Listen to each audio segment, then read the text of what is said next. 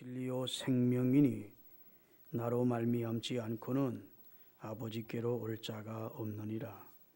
너희가 나를 알았다면 내 아버지도 알았으리로다. 이제부터는 너희가 그를 알았고 또 보았느니라. 빌립이 이르되 주여 아버지를 우리에게 보여주옵소서. 그리하면 족하겠나이다. 예수께서 이르시되 빌립아 내가 이렇게 오래 너희와 함께 있으되 네가 나를 알지 못하느냐. 나를 본 자는 아버지를 보았거늘 어찌하여 아버지를 보이라 하느냐. 내가 아버지 안에 거하고 아버지는 내 안에 계신 것을 네가 믿지 아니하느냐. 내가 너희에게 이르는 말은 스스로 하는 것이 아니라 아버지께서 내 안에 계셔서 그의 일을 하시는 것이라. 내가 아버지 안에 거하고 아버지께서 내 안에 계심을 믿으라. 그렇지 못하겠거든 행하시는 그 일로 말미암아 나를 믿으라. 한 주간 잘 지내셨습니까? 예, 웃으면서 옆에 분들하고 은혜 많이 받으시라고 인사하시죠. 활짝 웃으면서.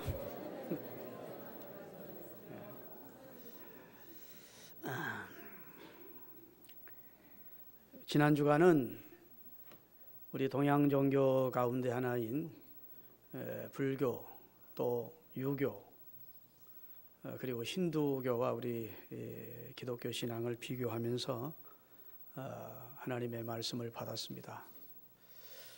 오늘은 우리 기독교와 전혀 관련이 없지는 않지만 약간 관련이 있는 유대교와 회계교와 천주교에 대해서 우리 개신교와 비교하면서 하나님의 말씀을 받도록 하겠습니다. 여러분 가운데 오해를 하는 분이 없기를 바랍니다. 다른 종교를 비하하거나 비난하거나 부정적인 그런 내용을 전하기 위해서 준비한 건 아니고 지난주 말씀드린 대로 그냥 거의 백시 상태로 그들이 주장하는 내용, 우리가 주장하는 내용, 그들의 경전, 우리의 경전, 그들의 신앙, 우리의 신앙을 비교하는 것입니다. 그러면서 우리가 얼마나 축복을 받은 사람인지를 다시 한번 깨닫는 그런 시간이 될 수 있기를 주의 이름으로 축원합니다. 유대교라는 교가 있는데 대부분의 유대인들이 유대교인입니다. 물론 이방인 가운데도 유대인이 없지 않아 있습니다. 할례를 받고 이방인이면서도 유대교인이 된 사람이 없지 않아 있지만 대부분 95%는 유대인들이 믿는 종교가 유대교입니다. 그들과 우리 개신교, 우리 기독교 신앙은 무엇만 같으냐? 유일신 하나님을 믿는 것만 같습니다. 그 외에 예수 그리스도에 대해서 혹은 구원에 대해서, 죄에 대해서, 종말에 대해서 그들의 내용과 우리 내용은 다 다릅니다. 그래서 유일하신 하나님, 창조주 하나님을 믿는 것만 같은데 그 유일하신 하나님을 믿는데도 우리는 삼위일체 되신 하나님을 믿고 그들은 하나님은 삼위일체 하나님이 아니라 그대로 유일하신 한 분이다 이렇게 믿는데 차이가 있습니다. 유대교에서는 예수 그리스도를 메시아로 보지 않습니다. 그저 율법의 선생 정도로 혹은 선지자 정도로 인정합니다. 그리고 지금도 메시아의 출현을 고대하고 있습니다. 그래서 그들이 말하는 구원도 저 내세 하나님이실 천국에 대한 개념이 희박하고 메시아가 출현하면 메시아가 통치하는 나라가 이루어질 것이고 그렇게 되면 진정한 통치와 거룩과 그리고 평화로운 세계가 이루어진다는 그런 신앙관을 가지고 있습니다. 그리고 죄도 원죄와 그리고 자범죄라고 규범을 하지 않고 사람이 태어날 때부터 죄를 가지고 태어나는 죄성 있는 존재라고 인정하지는 않습니다. 사람이 살면서 죄를 범하는 것이라고 주장을 합니다. 그리고 유대교를 알기 위해서는 구약 성경을 알아야 됩니다. 왜냐하면 유대교의 기원은 구약 성경의 역사와 맥을 같이 하기 때문입니다. 유대교는 한마디로 여호와 하나님을 믿고 율법을 숭상하는 종교입니다. 유대교가 체계화되기 시작한 것은 바벨론 포로 이후에 에스라라는 선지자를 통해서 제사장 겸 선지자였던 에스라가 유대교를 확립을 시킵니다. 그 전까지는 그저 아브라함과 이삭과 야곱이 믿는 족장 신앙을 이어가고 있었고 유대교를 체계화시킨 분 하면 에스라 제사장 겸 선지자라고 할 수 있습니다. 그가 포로 시대가 끝난 다음에 유대인들을 모아놓고 율법을 교육하기 시작했습니다. 그리고 성경을 복사해서 서기관들을 통해서 성경을 복사하여 성경들을 읽게 했습니다. 그리고 마을마다 회당을 세워서 종교 교육을 실천하게 됩니다. 그러면서 유대교가 종교로서의 모습을 확립하게 되는 겁니다. 유대교의 특징은 율법 준수에 있습니다.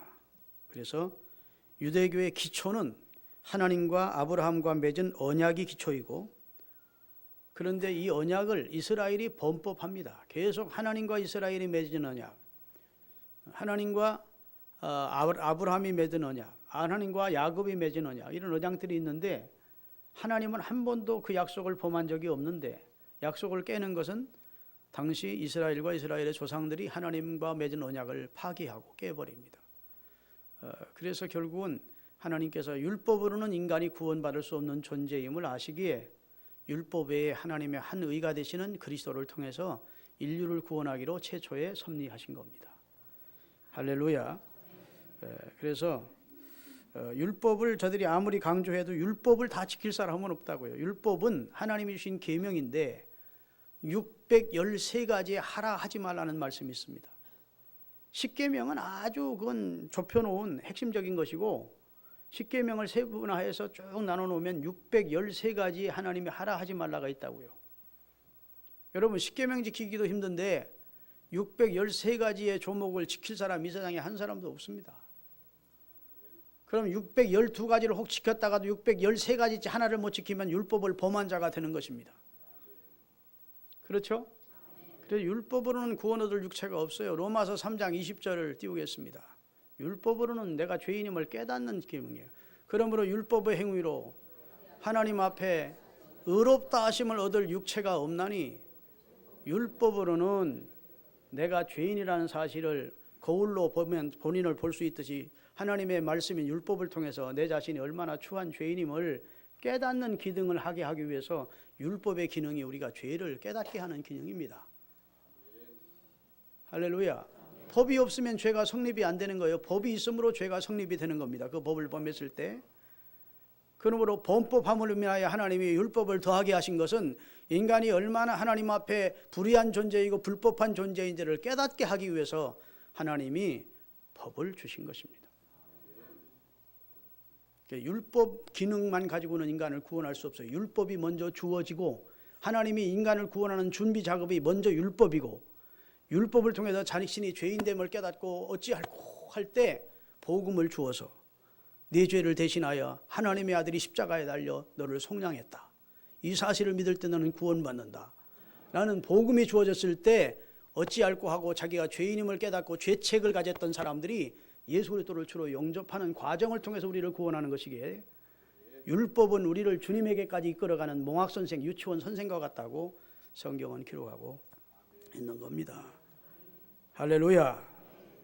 그래서 오늘 유대인들이 착각이 무엇이냐 하면 자기들은 유일하신 하나님을 믿고 하나님이 우리에게 주신, 우리 민족에게 주신 율법은 토라라 그러는데 가장 영광스러운 하나님의 말씀이고, 우리가 이 법 가장 선한 계명이고 우리를 위해 주신 말씀을 우리가 준수함으로 하나님을 영화롭게 할 수 있고 구원에 이룰 수 있다고 착각을 한 것인데, 사실은 그런 열정을 가지고 유대교의 열정적이었던 자가 누구입니까? 기독교의 나중에 찬란한 인물이 되죠. 바울입니다. 바울이 철저한 유대교인이었어요. 그는 바리새인 중에 바리새인이었고 가말리엘 학파의 수제자였고 그는 율법사였다고요. 그런데 율법으로는 구원 얻지 못한다는 사실을 그는 깨달았습니다. 결국은 예수 그리스도가 우리를 죄를 대신하여 십자가에 달려 죽으시고 우리 죄를 처리해 주심으로 우리가 노력해서 얻는 의가 아닌 획득한 의로 구원 얻는다는 사실을 알게 해준 겁니다. 노력해서 얻는 의를 가지고는 주 앞에 설 자가 없다고요. 주님이 이루어 놓으신 구원을, 주님이 이루어 놓으신 의를 내가 받아들임으로 우리가 구원을 얻게 되는 것입니다. 그래서 로마서 3장 20절과 21절을 연결해서 읽겠습니다. 자, 20절. 그러므로 율법의 행위로 하나님 앞에 의롭다함을 얻을 육체가 없나니 율법으로는 죄를 깨달음이라. 그다음 21절. 이제는 율법 외에, 율법이 아닌 그 말입니다. 율법 외에 하나님의 한 의가 나타났으니, 그분이 누구예요? 율법과 선지자들을 통해서 증거되신 예수님이시다. 율법으로는 의롭다함을 얻을 육체가 한 사람도 없대요. 인류 가운데 한 사람도 율법으로는 의롭다함을 얻어서 천국 갈 자가 없다는 거예요. 율법 외에 하나님이 한 의를 우리에게 주셨어요. 그런데 율법과 무관한 분이냐? 아니야. 율법과 선지자들을 통해 미리 예언되었던 분이라는 겁니다. 그러니까 율법이 필요합니까? 필요하지 않습니까? 율법이 필요한 겁니다. 구원에 이르게 한 작업을 위해서 하나님이 율법을 먼저 주셔야 되겠기에 율법을 주셨고 선지자를 주셔서 메시아의 출현을 예언하게 하셨고 자기가 죄인임을 깨닫게 하셨고 그 다음에 그리스도를 받아들이도록 하기 위해서 하나님이 준비 작업으로 율법과 선지자를 주신 것입니다. 여러분, 죄의식이 전혀 없는 사람에게는 복음을 전해 주어도 그 사람이 복음을 받지 않습니다. 근데 죄의식이 없는 사람이 복음의 필요성을 느끼겠습니까? 구원의 필요성을 느끼지 않습니다. 그럼 그 사람에게 무엇부터, 복음부터 줘야 됩니까? 율법부터 줘야 됩니까? 율법부터 일러줘야 됩니다. 당신 그렇게 살면 저주받고 지옥 간다. 성경에 살인하지 말라 했다. 간음하지 말라 했다. 도둑질하지 말라, 거짓말하지 말라 했다. 그렇게 되면 멸망받는다. 이렇게 율법부터 줘야 되는 거예요. 그러면 그 사람이 아유 그럼 내가 죄인이군요. 그럼 어떻게 하면 좋습니까? 그런 당신을 위하여 하나님의 아들이 희생되셨다. 예수 그리스도를 주로 믿으면 당신의 죄를 담당해 주신 분이 계신다. 회개하고 예수 그리스도를 주로 영접하되 당신은 구원받는다. 그래야 그 사람이 예수를 주로 영접하게 되는 거라고요. 그러니까 죄의식이 전혀 없는 사람에게는 하나님의 은혜가 멀리 있는 겁니다. 죄의식이 충만한 사람이 하나님의 은혜가 실상은 가까이 와 있는 겁니다. 그 사람이 구원받을 기회가 많은 거예요. 무슨 말씀이지? 너무 차원 높은 설교라 이해를 못 하시나? 아시겠죠? 근데 유대교는 한마디로 말해서 복음적 차원에서 보면 차원이 아직도 저 차원이에요. 율법을 준수해서 구원 얻을 것인 양 주장을 하니까. 메시아가 이미 오셨다 가셨는데도 아직도 메시아를 기다리고 있으니까. 자기 땅에 왔는데 자기 백성이 영접질 안 해요. 자, 예수님은 어떤 분이시냐? 그분은 성자 하나님이십니다. 그래서 예수님이 성자 하나님을 인정하지 않으니까 요한은 누구예요? 예수님의 제자입니다. 예수님과 가장 가까웠던 자입니다. 늘 예수님의 품에 기대어 있던 자입니다. 예수님이 십자가에 달려 돌아가실 때 그 어머니를 누구에게 부탁하죠? 요한에게 부탁합니다. 그러니까 요한은 요한복음을 기록하면서 그의 사랑하시는 제자, 자기라고 말하지 않고 그의 사랑하시는 제자라고 하면서 자기를 표현합니다. 그만큼 예수님을 가까이 측근해서 그 예수님을 따랐습니다. 제자 중에도 그가 말합니다. 내가 아버지의 독생자의 영광을 보니, 예수님을 가까이서 보니까 그는 하나님의 독생자로서의 영광이 충만한 분이고 은혜도 진리도 충만한 분이더라. 자, 요한복음 1장 9절부터 띄우겠습니다. 참빛 곧 세상에 와서 각 사람에게 비추는 빛이 있었는데 그가 세상에 계셨으며 세상은 성자 예수님으로 말미암아 지은 바 되었으되 세상이 그분을 알지 못했다는 거예요. 사람들이 그분을 성자 하나님으로 알아보지 못했대. 자기 땅에 오매, 이스라엘 땅에 오매 자기 백성이 영접지 아니하였으나 영접하는 자 곧 그 이름을 믿는 이방인이든지 유대인이 차별 없이 그 이름을 믿는 자들에게는 하나님의 자녀가 되는 권세가 주어지는데 이는 혈통으로나 육종으로나 사람의 뜻으로 나지 아니하고 오직 하나님께 선택된 백성들이 예수 그리스도를 주로 영접하고 하나님의 자녀가 되더라는 겁니다. 말씀이 육신을 입고 우리 가운데 거하심에 우리가 그 영광을 보니, 여기 요한이 예수님의 영광을 보니 아버지의 독생자의 영광이고 그 안에 은혜와 진리가 충만하다. 여러분, 산과 사람은 멀리 볼수록 좋다죠. 가까이 가보면 산에도 냄새도 나고 무슨 더러운 것도 있고, 사람도 멀리 보면 존경스럽지만 가까이 생활해 보면 그 사람도 다 허물이 보인다고요. 그런데 가장 가까이서 예수님을 모셨던 예수님의 제자 요한이 그분은 빛이셨다. 그분은 생명이셨다. 그분은 성자 하나님이셨다. 그분에게는 하나님의 영광으로 충만했었다. 은혜와 진리가 충만했었다. 그렇게 해서 아멘. 그분은 한마디로 하나님의 말씀 곧 진리셨다 그 말이에요. 진리이셨다. 믿으십니까? 그런 분이 오셨다 가셨는데 아직도 메시아를 기다리고 있는 것이 어리석은 이스라엘 민족이라고요. 그래서 예수님이 태어난 이스라엘 땅에 가면 유대교인은 많지만 기독교인은 5%밖에 안 돼요. 핍박 중에 그들이 예수를 믿고 있음을 우리가 볼 수 있습니다. 사랑하는 여러분, 마태복음 3장 16절에서 17절에 보면 성 사무이가 함께 출현합니다. 다 같이 예수께서 세례를 받으시고 곧 물에서 올라오실 때 하늘이 열리고 하나님의 무엇이 성령 하나님이 거기 성령 하나님이 비둘기같이 자기 위에 내려오심을 보더니 자기가 누구예요? 성자 하나님이신 예수님께 내려오심을 보더니 하늘로부터 소리가 있어 말씀하시되 이는 내 사랑하는 아들이요 내 기뻐하는 자라. 자, 하늘로부터 말씀하신 분은 누굽니까? 성부 하나님. 성자 예수님께 내려오신 영은 누굽니까? 성령 하나님. 세례받고 올라오신 분은 누굽니까? 성자 하나님 예수. 이 사무이가 함께 동시에 이는 내 사랑하는 아들이요 내 기뻐하는 자라 하면서 성삼위가 함께 출현했던 광경이 기록되어 있습니다. 할렐루야. 여러분, 요한복음 5장 39절에서 46절까지를 함께 보겠습니다. 다 같이 읽겠습니다.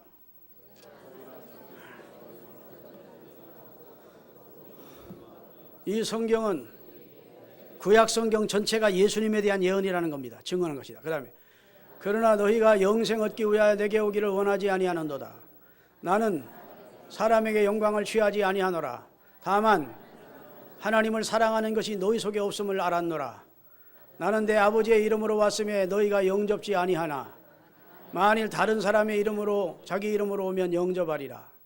너희가 서로 영광을 취하고 유일하신 하나님께로부터는 영광을 구하지 아니하니 어찌 나를 믿을 수 있느냐. 내가 너희를 아버지께로 고발할까 생각하지 말라. 너희를 고발하는 이가 있으니 너희가 바라는 바 모세가 준 율법이 너희를 하나님 앞에 늘 고발한다. 너는 죄인이라고. 나는 너희를 변호해 주지 너희를 고발할 자가 아니라는 거예요. 아멘. 나는 너희를 위해 너희 죄를 씻어주러 온 자지 너희 죄를 고발할 자가 아니. 너희가 그렇게 자랑하는 모세가 준 율법이 너희를 하나님 앞에 고발하는 줄 알라. 그 다음에 모세를 정말 믿었더라면 또 나를 믿었을 텐데. 왜? 모세가 증거한 율법 속에 내가 예수님이 예언되어 있으니까 모세를 정말 믿었더라면 나를 믿었을 텐데 너희가 모세를 믿지 아니함으로 사실은 나를 모르는 것이다. 이렇게 말씀합니다. 여러분, 예수님이 하신 말씀이 이거예요. 너희가 내가 하나님의 아들이라고 말하니까 나를 배격한다. 나를 거부하고 나를 미워한다. 내가 선지자라고 말하면 너희들이 다 나를 영접할 것이다. 나를 사랑하고. 예수님이 그걸 안다는 겁니다. 내가 선지자다. 그리고 내가 전하는 말을 너희들이 다 환영하고 받아들일 것이다. 그걸 내가 모르지 않는다. 그러나 내가 선지자가 아니고 하나님의 아들인데 선지자라고만 말할 수는 없지 않느냐. 아멘. 나는 성자 하나님이다. 그러기에 너희가 나를 거부하는 것을 내가 알면서도 내가 사실을 말한다. 내게는 아버지의 영광으로 충만하다. 더 나아가서 나와 아버지는 하나이니라 라고 성경은 말씀해주고 있는 거예요. 할렐루야. 그렇기 때문에 유대교에서는 예수 그리스도를 하나의 선지자로 인정을 하고 그 다음에 예수의 죽으심은 신성 모독 죄를 범하다가 결국은 죽었다고 생각을 합니다. 그리고 내세에 대해서는 관념이 희박합니다. 그래서 구약 성경에 보면 천국 얘기가 별로 없어요. 그런데 여러분, 사실은 예수님은 성삼위 가운데 한 분이라고. 창세기 1장 26절을 띄우겠습니다.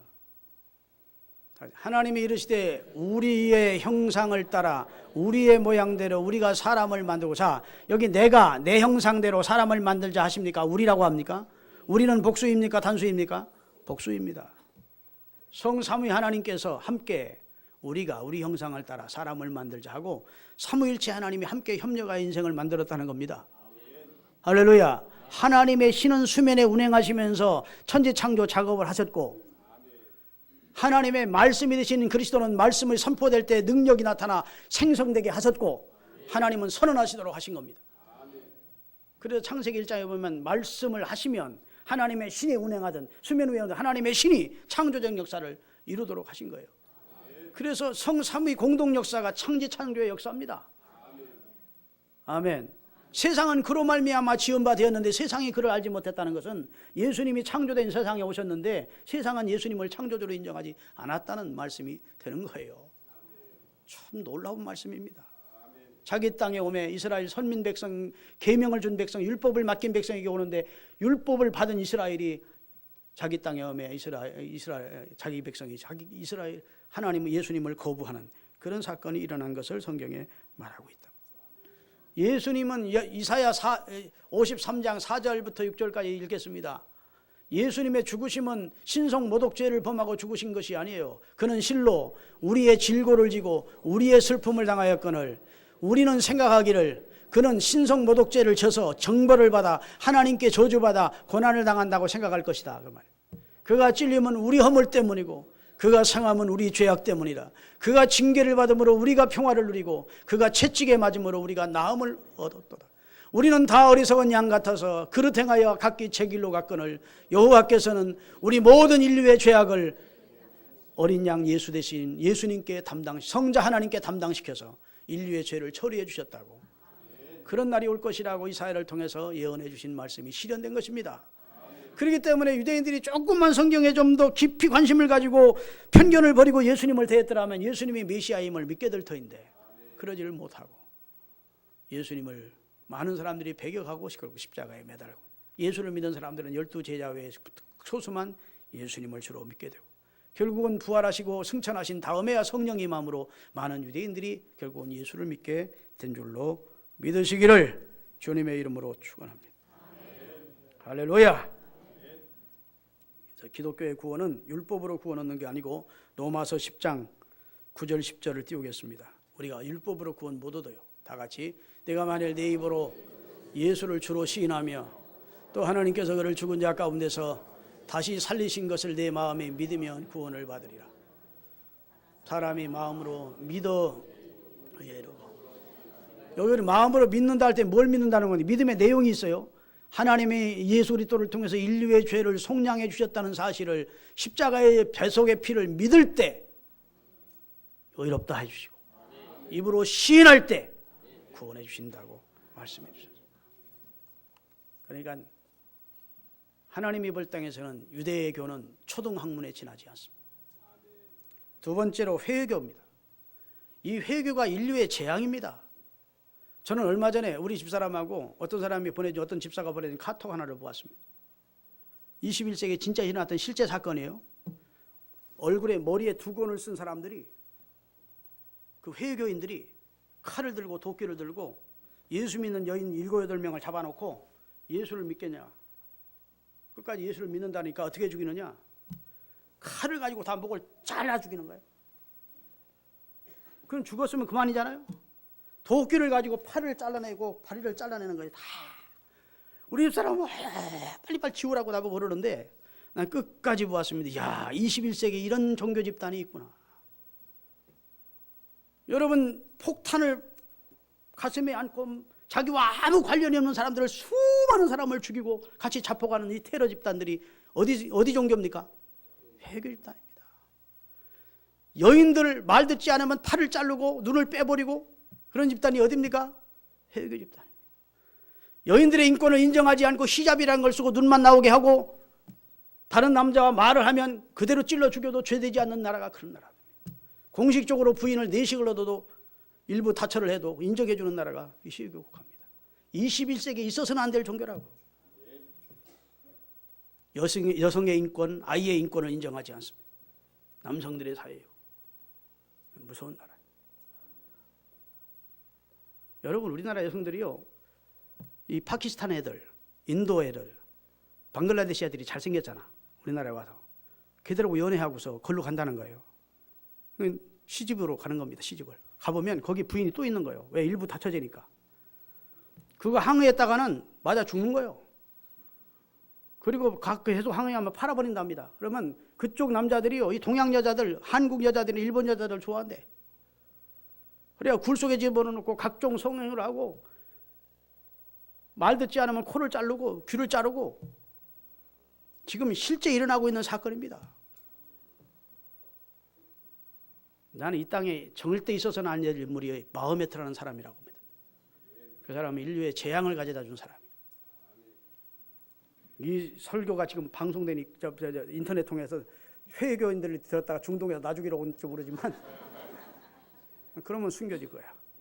하여튼 인류 가운데 가장 못된 종교가 회교입니다.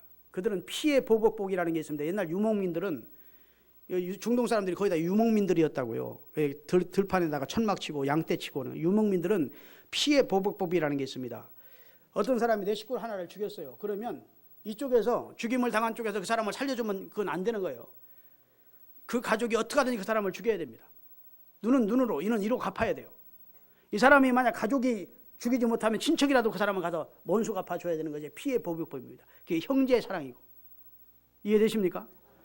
하나님께서는 그 일을 못하게 하기 위해서 어떻게 하죠? 도피성을 이스라엘 나라 6군데 만들도록 한 겁니다. 고살자, 고의적으로 사람을 죽인 것이 아니고 불의로 과실치사를 한 사람도 죽임을 당하게 되니까 빨리 도피성으로 피신해서 그것이 과실치사였음을 제사장들과 재판장이 알리면 방면해 주라는 겁니다. 그런데 지금도 이스라엘 중동 회교 국가는 피해 보복법을 계속 행하고 있습니다. 그래가지고 서방을 공격하는 겁니다. 서방 나라가 이스라엘을 도와서 우리 형제를 죽였다. 그래가지고 쌍둥이 빌딩도 무너뜨리고, 서방과 관련돼 있으면 무조건 자폭 테러를 하고 그런 짓을 하는 거예요. 피해 보복법이 눈은 눈으로 이는 이로 갚으라는 코란의 경전에 나온 계명입니다.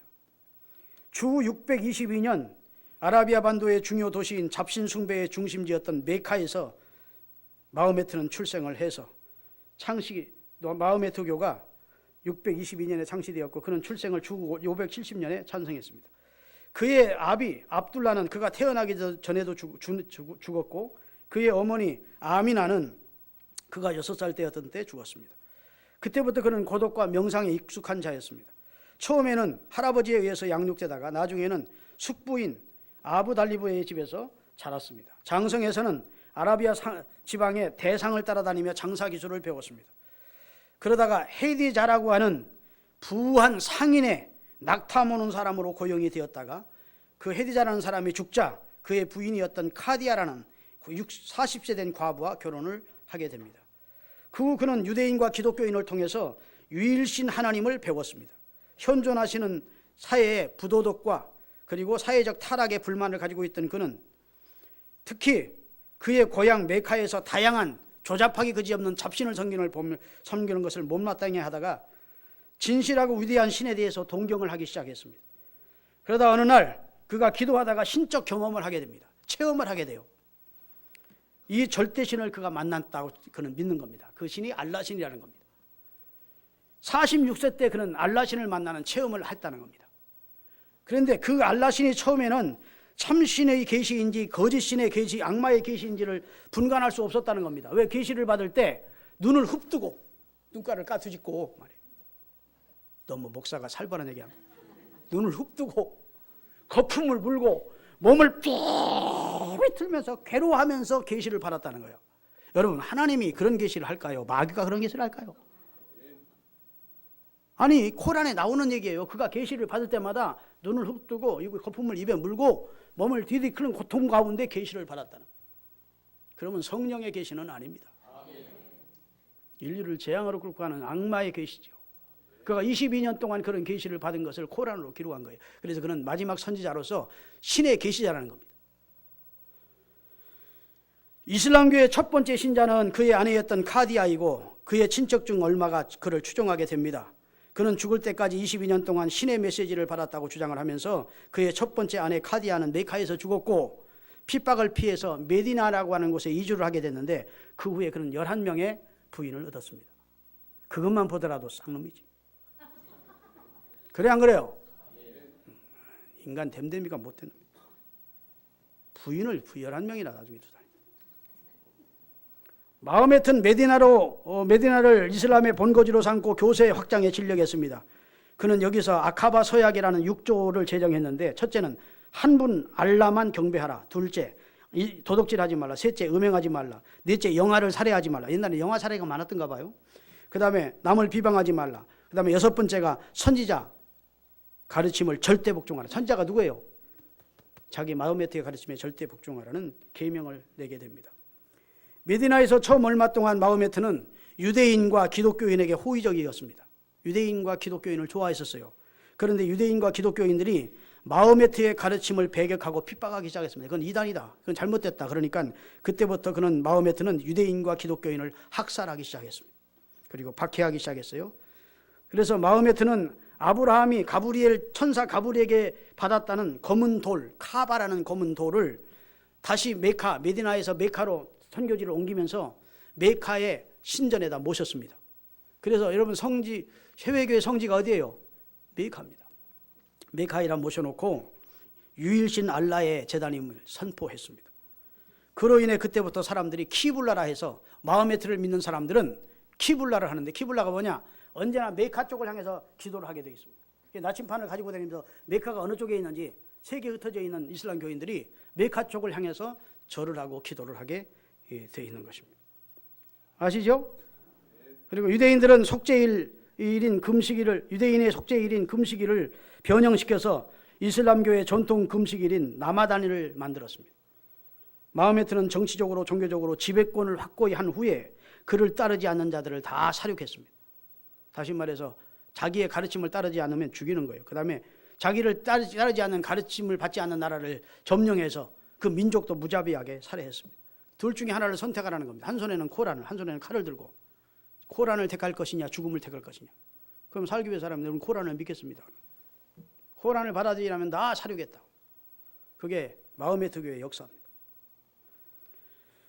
그리고 사절단을 헬라, 페르시아, 애굽 등지로 파송해서 이슬람 신앙을 받아들이도록 요구했고 거절할 경우 전쟁을 불사하고 전쟁하여 그 사람들을 죽였습니다.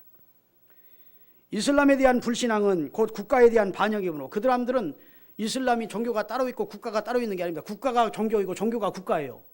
여러분 이슬람 국가를 가보십시오. 이슬람의 최고 지도자가 국가의 최고 지도자예요. 신정 국가를 만들어 놓고 이슬람을 받아들이지 않으면 국가에 대한 도전으로 보고 죽음으로 다스렸어요. 그래서 후계자를 정하지 못하고 마호메트가 죽었습니다. 첫 계승자가 나이 늙었던 아부 바크르라는 사람이 있고 그 사람도 2년 만에 죽었고, 그 다음에 알 카타프라는 사람이 이슬람교를 계승했는데 그도 얼마 안 있어 죽었는데 그 죽고 나서 교반이 갈라지게 돼요. 그래서 수니파와 시아파가 갈라지게 됩니다. 여러분 이라크에서 지금 전쟁이 끝났는데도 계속 테러가 있는 것은 같은 이슬람교를 믿는 사람들이 싸우는 거예요. 수니파와 시아파의 싸움입니다. 아시겠죠? 이라크와 이란이 계속 적대 관계를 가지는 것도 같은 이슬람교를 믿는 형제들인데도 파가 다르다고 이렇게 생명 걸고 싸운다고. 할렐루야. 그들의 경전은 코란이고 두 번째는 회교법이라는 것입니다. 이슬람 교도의 종교적 의미가 5가지가 있습니다. 첫째, 신앙 고백입니다. 알라 외에는 신이 없다. 마호메트는 알라의 선지자이다. 늘 이렇게 고백하게 합니다. 두 번째, 기도를 하게 합니다. 하루 5번씩 기도를 해야 돼요. 해 뜰 때, 정오, 그 다음에 해지기 전, 그 다음에 해질 때, 그 다음에 잠들 때, 이렇게 5번씩 메카를 향하여 기도하도록 합니다. 방법은 서서 무릎을 꿇고 손과 얼굴을 땅에 대고 기도를 하게 하는 겁니다. 여러분 보셨죠? 뭐 직접 보지 못했으면 영화 같은 데를 통해서 많이 봤을 거예요. 조그마한 담요 같은 거 하나 가지고 쫙 피고 장사하다가도 탁 피고 그 시간만 되면 메카 쪽을 향해서 다 절하면서 기도를 한다. 그 다음에 세 번째 그들이 의무가 구제입니다. 수입의 40분의 1은 바쳐가지고 구제를 하도록. 그래서 아마 이것은 종교학자들의 말에 의하면 이 마호메트가 어려서부터 고아가 돼서 빈민으로 자랐기 때문에 이 구제를 이렇게 강조했을 것이라고 합니다. 수입의 40분의 1은 구제 의무로 내도록 되어 있습니다. 그 다음에 금식을 하는데 이게 라마단입니다. 낮에는 음식을 먹지 못해요. 성생활도 못하게 해요. 밤에는 성생활도 금식도 필요 없어요. 해지면 밥 먹어. 해 뜨기 직전까지 먹어. 그게 무슨 금식이야. 그 다음에 이슬람 교도들은 거룩한 전쟁이라는 전쟁이 있습니다. 이걸 지하드라 그래요. 여기에 참여해야 될 의무가 있습니다. 그래서 형제 국가가 전쟁을 하고 있다. 거기에 참전해야 돼요. 참전해서 죽으면 가장 좋은 천국에 간다는 겁니다. 그러니까 자폭 테러를 폭탄을 품에 안고 사람 수십 명 수백 명을 죽이고 자기도 죽었는데 제일 좋은 천국 간대. 이런 비논리적인 이론이 어디 있어? 사람 죽이고 자기가 천국 가? 말이 안 된다고 생각되면 아멘 합시다. 아니 선한 일을 해도 천국 가기가 힘든데 사람 수백 명을 자폭 테러에 죽이고 그러면 거룩한 전쟁에 참여한 사람이라고 천국 간대. 이런 묻지 못할 논리를 만들고 죽은 이 마호메트가 아마 여러분 죽어보면 지옥 제일 아랫목에 앉아있을 거야. 자신들은 아브라함의 자손인데 이스마엘 계열이라는 겁니다. 그래서 그 사람들도 아브라함도 저들의 조상이라고 섬기고 있어요. 그래서 아브라함이 모리아산에서 이삭을 번제로 드렸던 곳인 예루살렘을 그들도 성도로 알고 메카로 알고 거기다가 지금 예루살렘 성전을 세워놓고, 여러분 예루살렘 성전이 지금 유대인 겁니까? 저 애굽인 겁니까? 지금 애굽이 점령하고 있어요. 그래서 성지순례해서 예루살렘 성전 들어가 보려면, 신전에 들어가려면 회유견들한테 허가 받아야 돼요. 나라는 점령했지만 아직도 예루살렘만은 중동 사람들을 무서워서 이스라엘이 차지를 못하고 있어요. 거기만한. 자, 근데 이 사람들이 주장하는 것은 자기들이 믿는 알라 신은 비인격적 신이라는 겁니다. 알라 신은 피조물과 단절된 신 자체이므로 알라 신에게는 인격성이 없다고 가르칩니다. 따라서 알라 신은 아버지라고 부르는 것은 불경스러운 짓이라는 거예요. 또 알라 신에게는 사랑도 없고 거룩함도 없고 은총 같은 인격적 성품이 없다는 거예요. 그건 괴물이지 그게 무슨 신이야. 우리 기독교는 삼위일체 하나님을 믿습니다. 할렐루야. 그는 인격적인 하나님임을 믿습니다. 그는 하나님만이 가지는 자존성이 있고 불변성이 있고 무한성이 있고 유일성이 있습니다. 우리 인간과 하나님이 동시에 가지고 있는 자비함도 있고 거룩함도 있고 의로움도 있고 선하심도 있고 긍휼도 있고 사랑도 있습니다. 할렐루야. 이런 우리 하나님이 인격적인 분이에요. 그래서 성경에 보면 하나님이 진노하신 내용도 나오고 하나님이 기뻐하신 내용도 나오고 하나님이 기쁨도 표현하시고 진노도 표현하시고 슬픔도 표현하시고, 그렇죠? 하나님은 인격을 가지신 분이에요. 그러기에 우리를 사랑하시는 겁니다. 그러기에 그 아들을 보내서 우리를 구원해 주시는 사랑이 근원이신 하나님이심을 믿으시기를 주의 이름으로 축원합니다. 그래서 이 회유교는 기독교의 삼위일체 하나님에 대해서는 믿지 않고 인격적 성품은 분명히 없다고 주장을 합니다. 스테리시는. 그리고 이 사람들은 예수님을 하나의 선지자로 봐요. 그리고 이렇게 믿습니다. 이슬람에서는 예수님을 하나님의 아들로는 인정하지 않지만 죄 없는 선지자였다고 주장합니다. 독생자나 구세주는 아니지만 동정녀 탄생은 또 믿습니다. 죽은 자를 살리고 병든 자를 고치고 문둥병자를 고쳤다는 사실은 믿습니다. 기적을 매한히 행한 분이 예수님이었다는 사실은 믿습니다. 예수가 이 땅에 오신 것은 이 땅에 이슬람을 철저히 확립시키기 위해서 오셨고 마지막 선지자로 그래서 하나님이 마음에 트인 자기를 보냈다고 주장을 하는 것입니다. 아유, 여러분 오늘은 좀 설교가 딱딱하죠? 우리 아들이, 큰아들이 제 설교를 듣고, 아빠 지난주 설교 듣고, 종교학적으로는 의미가 있는 설교인데 그런데 관심 있는 데는 은혜가 되겠지만 뭐 타종교에 대해서 별 관심이 없는 분들은 별로 은혜가 안 되겠습니다. 그런 쪽으로 얘기를 하더라고. 남의 종교 얘기 왜 굳이 하느냐 그 얘기인데, 이 얘기도 지금 틀림없이 녹음되면 오늘 들을 거예요. 오늘 아빠 내 얘기 왜 했느냐고 또 하겠는데, 여하튼 우리 기독교와 비교하면 비교가 안 된다. 우리는 사랑의 종교잖아요. 피의 보복복을 강조하지 않습니다. 오른뺨 치면 왼뺨도 돌려대라는 거예요. 원수를 어떻게 해요? 사랑하고 그를 위하여 기도해 주라는 거예요. 모든 인간은 다 인격적으로 동등하다는 거예요. 남자도 여자도. 할렐루야. 어린아이도. 우리는 빛을 받았어요. 왜? 하나님은 빛이기 때문에. 지금 수많은 기독교의 다른 종교는 어두운 가운데 있는 겁니다. 믿으시기를 바랍니다. 아멘 안 한 사람은 아주 불만이 많은 것 같아요. 그 다음에 이 코란에 경전이 있는데 모세오경을 경전으로 봤습니다. 선지서, 다윗의 시편, 그리고 마호메트의 교훈으로 구성되어 있는데, 그러나 절대적 진리는 마호메트의 교훈이라고 주장을 하고 있습니다. 그리고 마지막으로 이제 이런, 한번 따라하십시다. 이슬람교는 죽은 선지자 마호메트가 세운 이방 종교이고, 우리 기독교는 우리 위에 죽으시고 우리 위에 다시 사신, 우리를 사랑하시는 예수님을 구주로 믿는 생명의 종교이다. 할렐루야. 하나가 더 남았는데 어떡하지? 끝냈으면 좋겠죠?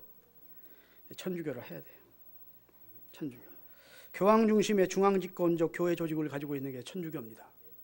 그러기에 천주교는 교단을 분열하지 없어요. 교단을 분열하면 곧 이단입니다. 교단 분열을 인정하지 않습니다. 교단을 분열하는 것은 교황을 대적하는 행동으로 보시고 그건 이단으로 보는 거예요. 그러기에 거기는 중앙집권적 제도를 가지고 있어요. 그래야 교황, 추기경, 대주교, 주교, 사제 이렇게 쭉 구성되어 있는 그런 계급 제도로 만들어져 있습니다. 그러면 우리 개신교와 다른 것 가운데 하나 결정적인 것은 베드로의 후계자라는 겁니다. 교황이.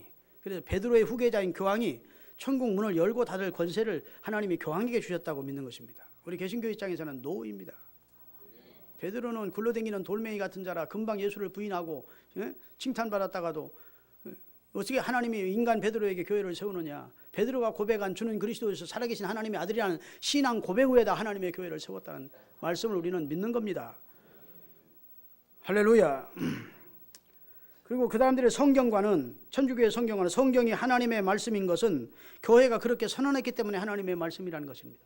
지금이라도 교회가 하나님의 말씀이 아니라고 선언하면 성경이 하나님의 말씀이 아니라는 겁니다.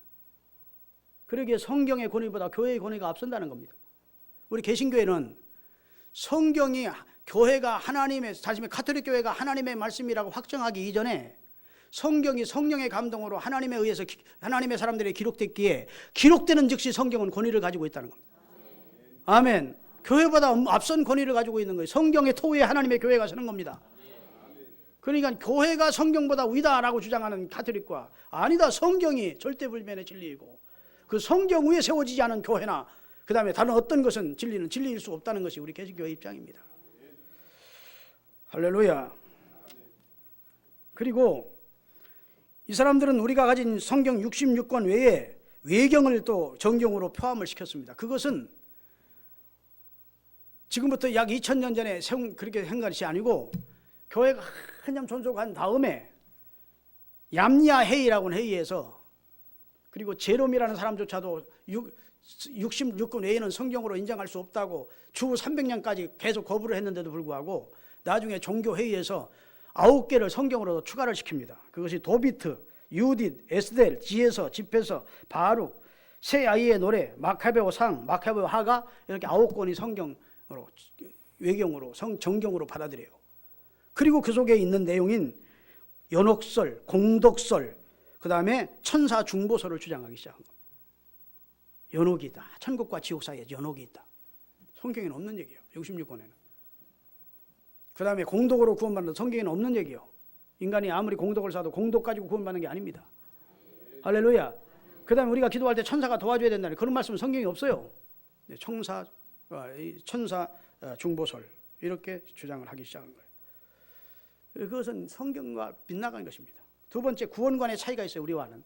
첫째는 그들은 공덕 축적하고 공덕 구원론입니다. 그래서 이미 구원을 받았다가도 대죄를 범하면, 천주교에서 말하는 대죄가 몇 가지가 있습니다. 대죄를 범하면 구원을 상실한다는 겁니다. 우리 개신교는 그렇지 않습니다.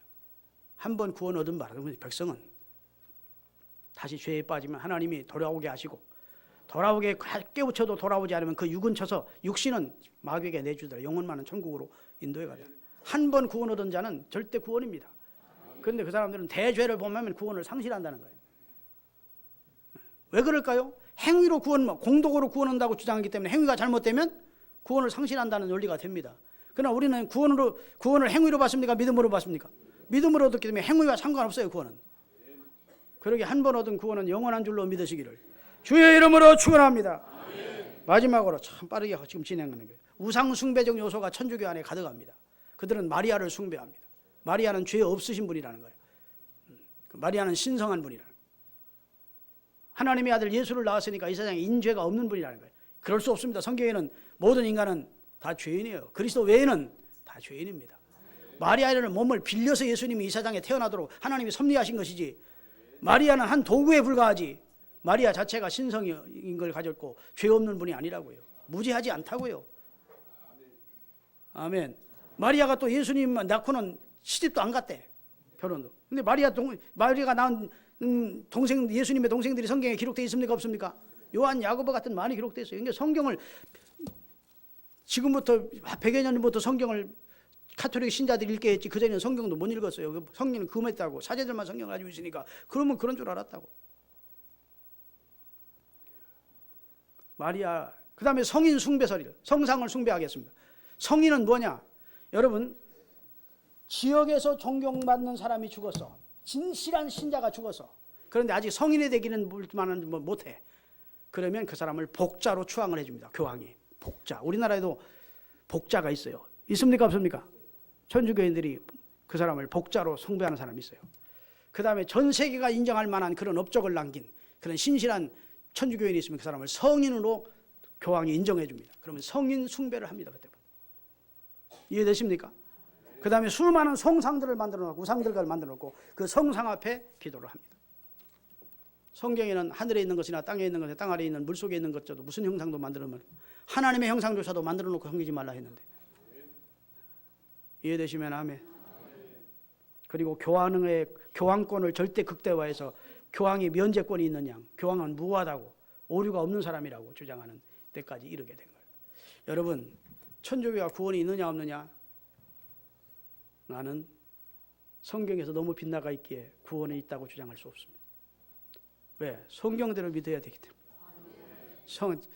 대부분 우리 한국 사람들의 장점은 뭐냐? 천주교가 교파가 하나고 천주교가 좋은 일을 많이 한다. 술, 담배도 용납하고 제사도 용납하고 얼마나 좋으냐. 이게 호감을 가지는 사람들이 많이. 그래서 천주교가 많이 지금 붕괴된다고 그래요. 물론 우리 아직도 개신교 따라오려면 5분의 1밖에 안 됩니다. 그렇지만 천주교가 지금 많이 호감을 가지고 사람들이 천주교로 많이 가는 건 사실이에요. 교회 장로였던 가운데도 천주교로 간 사람이 있대. 얼마나 장로였는데 신앙이 교리적으로 세워지를 못했으면 그러겠습니까? 여하튼 그런 간 사람이 있어요. 근데 잘 아십시오, 여러분. 사람의 구미에 맞는 내용이 있다고 해서 그것이 진리라고 생각하면 안 돼. 아멘.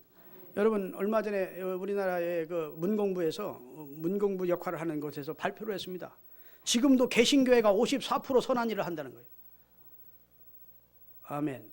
천주교는 함께 모아가지고 무슨 음성에 있는 게 뭐지? 꽃동네 이렇게 한 군데 모아서 하니까 대단히 많이 사회사업을 하고 구제를 하는 것 같지만 실상은 개신교는 각 교회마다 하거든요. 여러분, 여의도 순복음교회나 명성교회가 얼마나 구제사업을 많이 합니까? 각 개교회별로 하고, 또 우리는 오른손이 하는 거 왼손이 모르게 하라고 은밀하게 하라고 하기 때문에 광고하지 않습니다. 그런데 문공부에서 조사해 보니까 54%를, 옛날에는 70%를 개신교가 했습니다. 그런데 지금은 국가에서 복지사업을 많이 하니까 우리가 그만큼 하지 않고 이제 선교를 많이 하기 때문에 예전만큼은 줄어들었지만 54%, 모든 종교 가운데 54%를 우리 개신교가 구제사업도 선한사업도 하고 있다고. 오해하지 않기를 바랍니다.